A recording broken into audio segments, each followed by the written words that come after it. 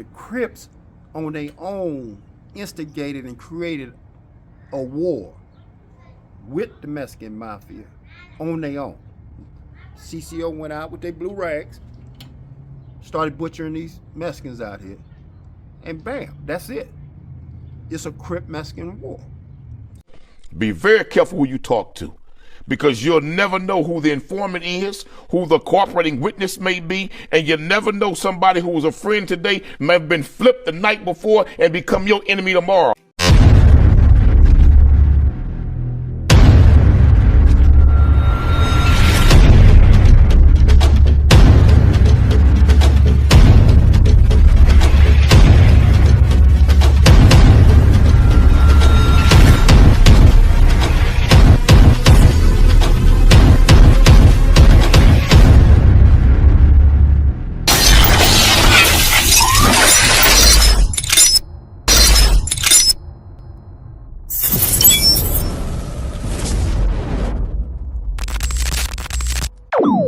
About humanity, putting truth in these lines, while they busy feeding lies.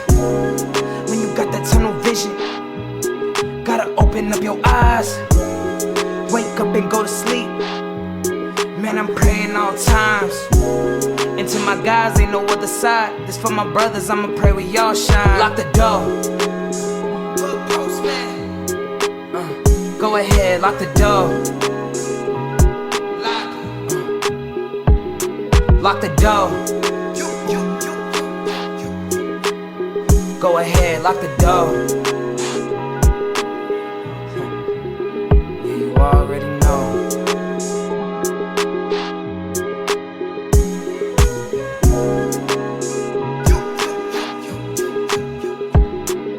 Depending on the lessons, some people eat, some people learn. But the game is gonna send you big. Lock the door. Professor Billy Mayo back with Sparks. Spark, you spent how many years in prison? I did 35 straight. 35. Yeah. So I'm sure you've seen all the different ins and outs, and you know the politics and different things, and it would be fair to say that a lot of what we call Southerns or 13s or Serranos or Mexican mafia, they took on identity of white supremacists. In other words, their water fountain, my bench, my handball court, those are all come from white supremacist ideologies. From back in Jim Crow, when they had, you can eat this restaurant, or you go to this, you can't go in unless you go to the back door, so on and so forth. You get what I'm saying? With that playing out in prison, has that somehow spilled over to the greater society within their culture as well? Yeah. So, social scientists, a good social scientist can come to a prison system. So you can come to your prison system, and without going to the greater society, can look at that system of what's going on with the people inside that artificial environment, all the norms, all the boundaries, and basically see that it's nothing but a microcosm of what's going on out there in the greater society, period. So if you get a good social scientist to come from Timbuktu, Uganda, Switzerland, he don't even have to go to LA or Alabama. He just can go to the prison system, study that, and see everything he needs to see. And see everything he needs to see about what's going on in that society. That's true fact, bro. Yeah, and then, yeah, you're right, 35 years. They just covered up better in the society, but in prison, it's hard to. It ain't covered up. It ain't so much it's covered up. It's that you numb to what's going on because you're so busy in life. But it is going on. So, in prison, we got boundaries. We the Crips. Don't cross this line. Don't come over here. The Mexicans, yes, of course. And the Southern Mexican, more or less, you know what I'm saying? They get down with the ABs and the white boys, whereas the Northern Mexicans, when I was there, they were more conscious Mexican, and they got down with the blacks. But we all had areas that you cannot cross. That's interesting.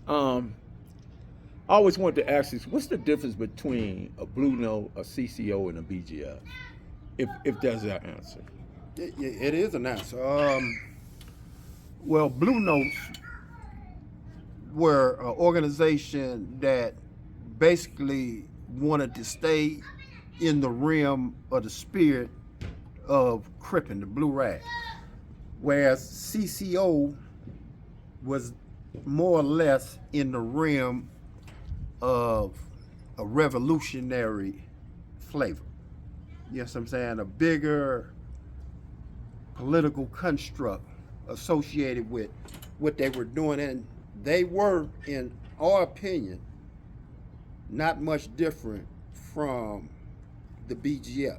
The BGF and the CCO were, in fact, black revolutionaries. They was out there to overthrow the oppression of the white folks, whereas the Blue Notes wanted to take Crippin to where it was supposed to go on its own accord. So the BGF was pro-black, allegedly. I'm gonna say allegedly, and the reason why I say that is because,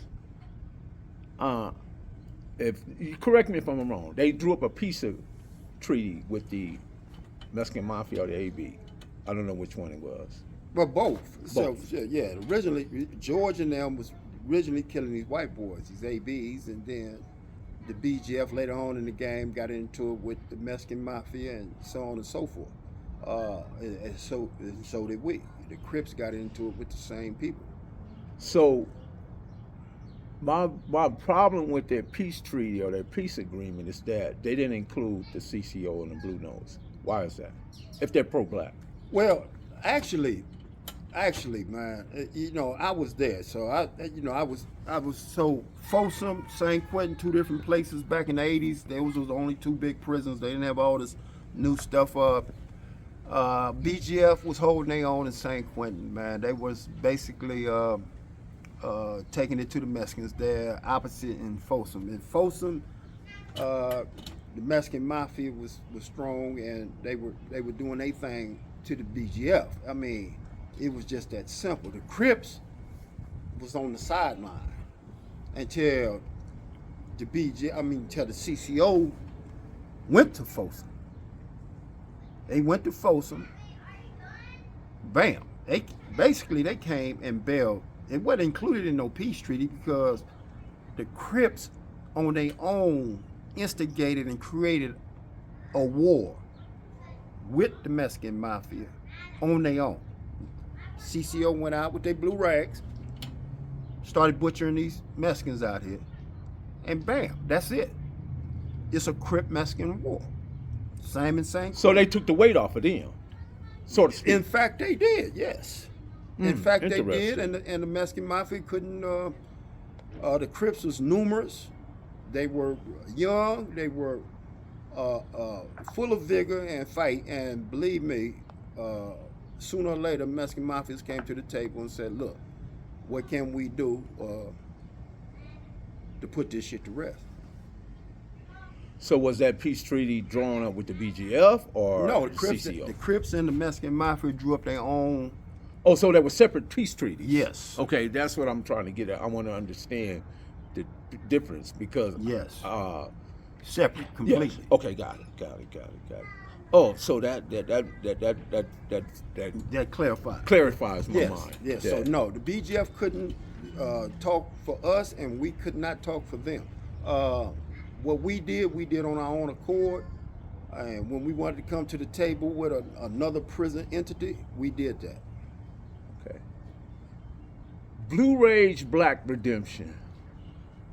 My big homie took it. Our big homie took it. Our big homie took it.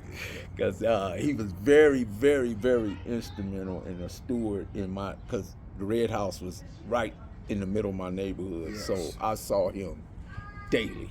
Yes. Daily. And what I witnessed, I don't know what other people experienced with him, but every day he would hit the block and check on us. He did that every day. Now, what everybody else might think or say, that's their situation. I can only speak from my position. This is something I ain't giving no secondhand information. I'm telling you firsthand. Saw him every day, just about. He was very accessible, bro. Yeah, he was very When accessible. he was on the street, yeah, He was out very there. accessible. He was on the street. And he loved his little homies. Yes, he did, and we loved them. Yes, loved him tremendously. When he wrote that book, and he talked about various people from various different. He put a couple of my homeboys, Bitter Dog, Bruno, Turtle. He put Marcellus in there. Various. And He knew them all. he knew them all. Mac, everybody. He knew Mac. There was one part in there, and I know you read the book, that he talked about the Pyru Crip, right? Right. They have such a problem with that, but it's like it's just history. History is medicine for a sick mind. Within history is a variety of human experience we could teach and learn from. Exactly. It doesn't mean less than, or it doesn't. It's not different. It's you know what I mean. It's not insufficient. It's just different. Matter of fact, but it don't make you less than. Right. No. But I can't see what the issue is. The issue is that they don't like to hear that. Well, of course not, because they're not part of that no more. They separated themselves from that. They don't want to recognize the history of it, because that'd be recognized in Big Honcho and Mac and them as the first, basically black, come from the east side, come over there to the Grandy, which is Nutty Block, take over basically most of Compton in the area over there, man, with their swag, with people gravitating towards how they was moving. Puddin', Tam, and all the rest of them wasn't no different. They wanted to get into that. Alvin Trasvane, they brothers. One was a Pyru, one was a Crip. One was a Pyru, one was a Grandy Crip. You see what I'm saying? So No, Alvin was a U.S. boy, which Yeah. was you in the Rue. right, okay, but in TS, one of them was a Crip. Okay. Because I'm gonna tell you, I was there. You in TS. got it. Mac and all the rest of it. Yeah. You know what I mean? Y'all can fact check that. Yes, I Right. was in TS with Mac Thomas and Trasvanes and Big Salty and the rest of them. I was there. I was 15. I was probably the youngest. You supposed at YTS you supposed to be 17 to 25 at this time. This was 1976. But I was so much of a fuck up in Nellis and the rest, they didn't even send me to Preston. They sent me straight to YTS. And I was there when I was 15 with the UNV. And yeah, I was on the same unit with Mac. So I did learn a lot in Crippin from him personally. Man, awesome. Salty, man. Salty was such a fierce dude, man. He was whooping them dudes over there, and they couldn't handle it. No, they couldn't. Salty, I was in TS when Salty rushed LB on the train line up there, and consequently, LB get out and gun Salty down. But yeah, Salty. Most Crips was beasts back in them days. All them Crips on them yard. Mac was short in stature, but the man was a straight up hog, straight up.